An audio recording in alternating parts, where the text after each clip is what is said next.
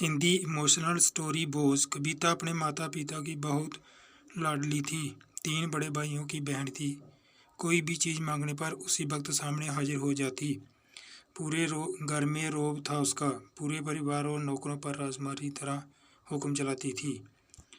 कविता school में भी पूरा रोब था उसका। बड़े घर की लाडली जो थी वह ऐसे ही उसने कॉलेज में दाखिला लिया। उसके ठाठ बाट बड़ी गाड़ी में आना जाना, हर दिन नया फैशन देखकर हर कोई उससे दोस्ती करना चाहता था। थोड़े ही दिन में उसके बहुत से दोस्त बन गए। पूरे कॉलेज में उसकी अपनी ही एक पहचान थी। इन दिनों उसके घर एक रिश्ता आया।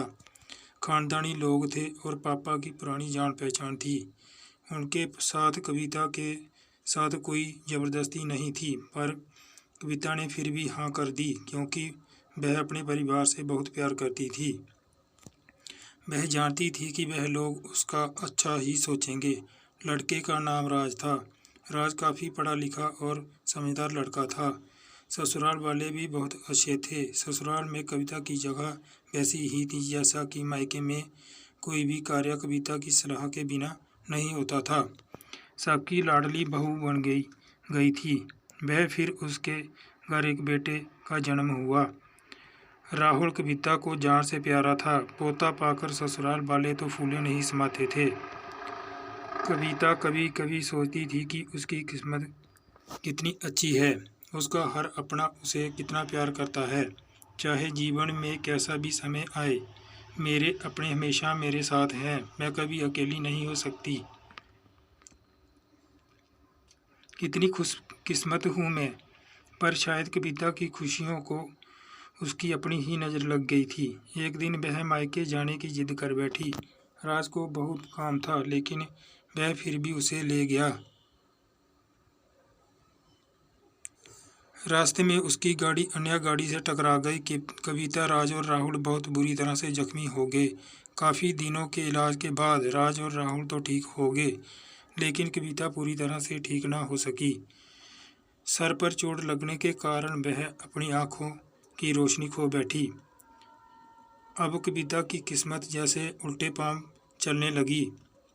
मायके वाले कुछ दिनों तक उसे मिलने आते रहे, फिर कभी कभार फ़ोन ही करके पूछ लेते कि अब कैसी हो। धीरे धीरे ये सिलसिला भी कम हो गया। ससुराल वालों की सहानुभूति भी कम होने लगी। घर में किसी को पास बैठने के लिए कहती तो जवाब मिलता, बहुत काम है, अब तुम भी हाथ नहीं बटा सकती। राज भी चिड़चिड़ा हो गया था। बस राहुल ही था उसके साथ, जिसके साथ हंसते खेलते उसका वक्त गुजरता। एक दिन कविता के हाथ से कुछ सामान गिर गया, जिसकी वजह से राहुल को हल्की सी चोट लग गई।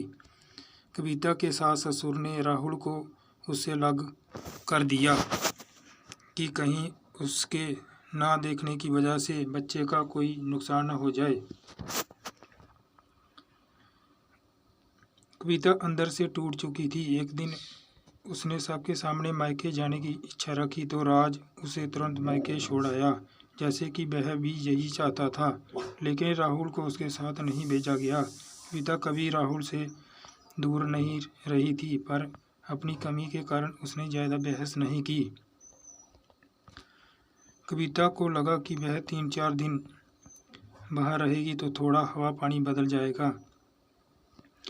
क्योंकि वह कितने दिनों से कहीं भी बाहर नहीं गई थी। घर वाले भी इतने दिनों बाद उसे देखकर कितने खुश होंगे। कविता के घर पहुंचने पर सब लोग बहुत खुश हुए। खाने में सब कुछ कविता की पसंद का ही बना था। उसने अपने मम्मी पापा और भाई भाभीयों से दिल खोलकर बातें की। उनके छोटे छोटे बच्चे भी बुआ के साथ घुल मिल गए थे। रात को सोने के वक्त जब वह अपने कपड़े बदलने लगी तो उसे पता चला कि उसका बैग तो बहुत बड़ा हुआ था। वह समझ गई।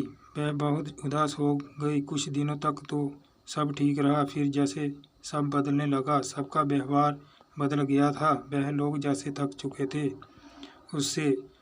सब लोग घुमा फिरा कर पूछने लगे कि राज कब आ रहा है, उसे ले जाने। वह बहाना बना देती, जबकि वह जानती थी कि उस घर में अब उसके लिए कोई जगह नहीं है।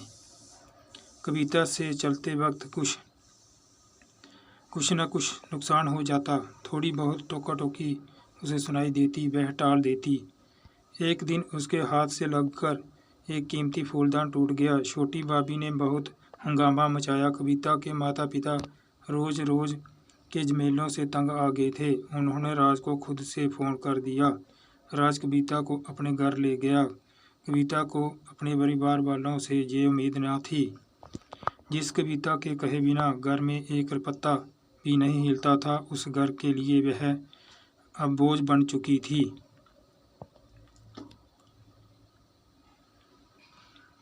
राज के साथ